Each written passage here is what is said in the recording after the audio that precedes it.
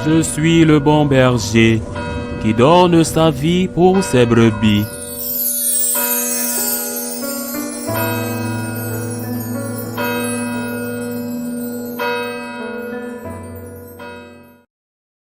En ce temps-là, Jésus disait à ses disciples, « Ne jugez pas pour ne pas être jugés. De la manière dont vous jugez, vous serez jugés. De la manière dont vous mesurez, on vous mesurera. Quoi?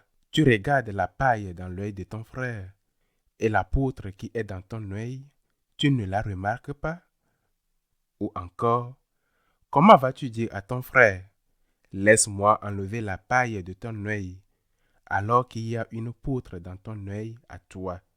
Hypocrite, enlève d'abord la poutre de ton œil. Alors, tu verras clair pour enlever la paille qui est dans l'œil de ton frère. Acclamons la parole de Dieu. Il est fort et possible que cela nous arrive à tous. En tout cas, moi, cela m'arrive à moi. Et je dois être vigilant et j'essaie de l'être. Lorsque je fais quelque chose qui n'est pas bien et que je me sens jugé, je pense aussitôt, mais oui, ils ne tiennent pas compte du fait que j'étais très fatigué. Prenons un exemple, je me suis énervé, mais ils ne prennent pas en considération que j'étais épuisé. Peut-être je suis de retour d'un voyage. Peut-être j'étais stressé. Autrement dit, lorsqu'il s'agit de nous juger nous-mêmes, nous trouvons sinon des excuses, du moins des circonstances atténuantes. Nous nous disons que telle ou telle situation a favorisé ce qui s'est produit. On cherche toujours des excuses. Mais en revanche, lorsqu'il s'agit de juger les autres, nous ne tenons pas compte des circonstances. Et il est vrai que nous ne le connaissons pas toujours. Mais même lorsque nous les connaissons, même lorsque nous savons qu'une personne revient d'un voyage, qu'elle est malade, qu'elle a mal à la tête ou qu'elle traverse une période de stress intense au travail, nous n'en tenons pas compte. Pourtant, les circonstances font partie de la vie. Et pourtant, les juges, oui, eux, je parle des juges professionnels, en tiennent compte de tout ça. Et cela s'appelle des circonstances atténuantes. Elles ne servent pas à prétendre que ce qui est mauvais est devenu bon ou ce qui a été mal fait est bien fait, mais elles sont prises en considération. Les juges savent par exemple qu'un crime commis dans un état d'excitation n'est pas la même chose qu'un crime prémédité, organisé et préparé de longue date. Alors, pourquoi n'agissons-nous pas de la même manière? Si nous sommes capables de trouver des circonstances atténuantes pour notre propre comportement, pourquoi n'essayons-nous pas d'en trouver aussi pour celui des autres? Et bien souvent, nous avons le sentiment d'être injustement jugés parce que les autres n'ont pas tenu compte de nos circonstances.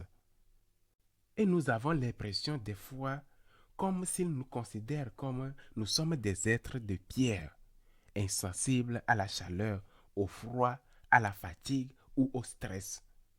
Pourtant, nous avons tendance à agir exactement de la même façon.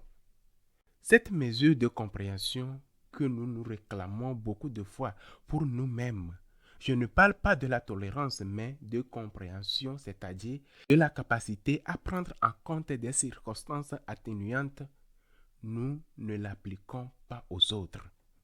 Certaines circonstances sont pourtant faciles à voir. Il est facile de constater qu'une personne revient d'un voyage. Il est facile surtout, lorsqu'on le connaît bien, de voir si son travail est particulièrement exigeant, si elle subit une sorte de pression ou si son entreprise lui impose un rythme éprouvant.